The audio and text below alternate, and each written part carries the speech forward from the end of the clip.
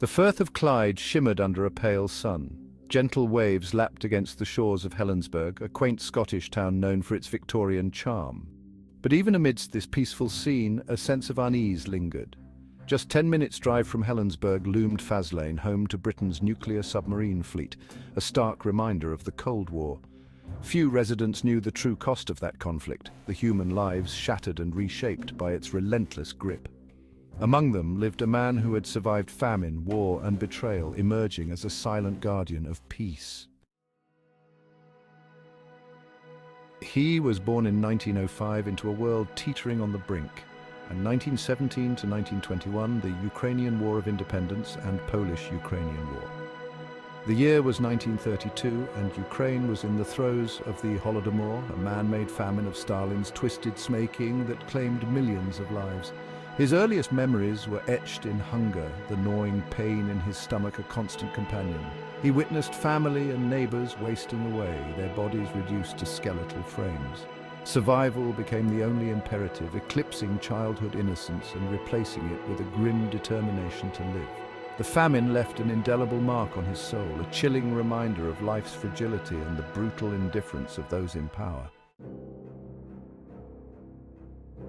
The rumble of tanks and the roar of warplanes shattered the fragile peace that followed the Holodomor. World War II had arrived on Ukraine's doorstep, transforming his homeland into a bloody battleground.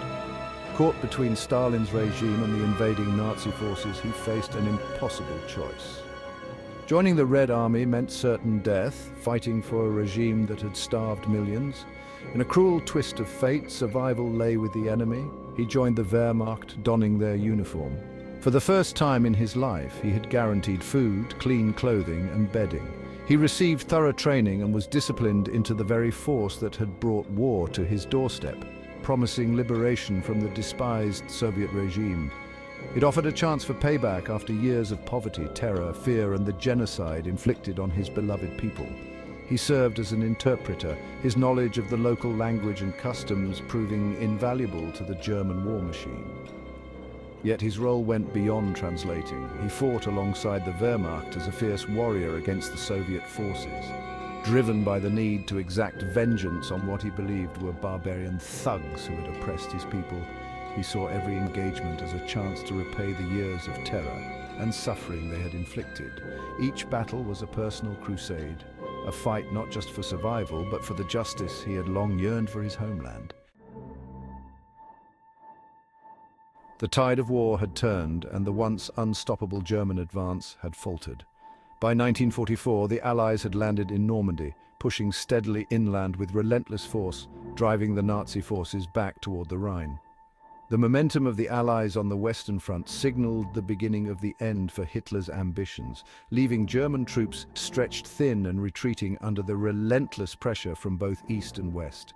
As Allied forces advanced eastward, his unit was hastily transferred to the Western Front in a desperate attempt to stem the relentless surge of Allied manpower and firepower.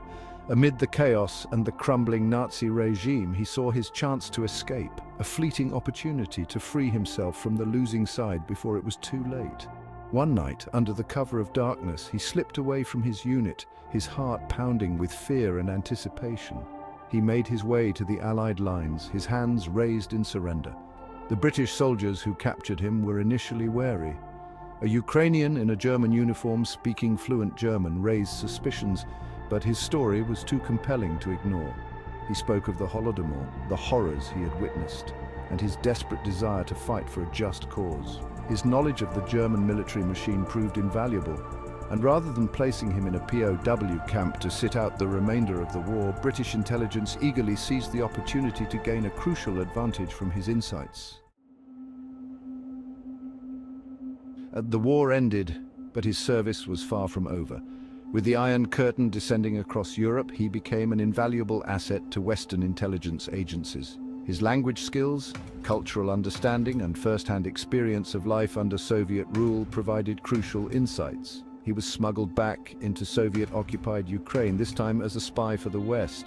He moved like a phantom, gathering information, establishing contact with resistance groups, and transmitting his findings. His reports painted a grim picture of life behind the Iron Curtain, exposing the brutality of the regime. His work was fraught with danger, but he persevered, driven by a sense of duty to his homeland. He became a voice for the voiceless, his courage and sacrifice known only to a select few.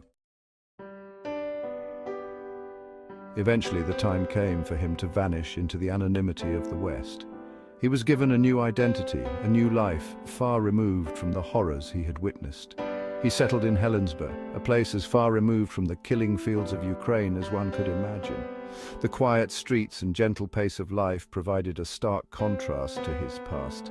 He never spoke of his past, the memories too painful to unearth, the secrets too dangerous to share.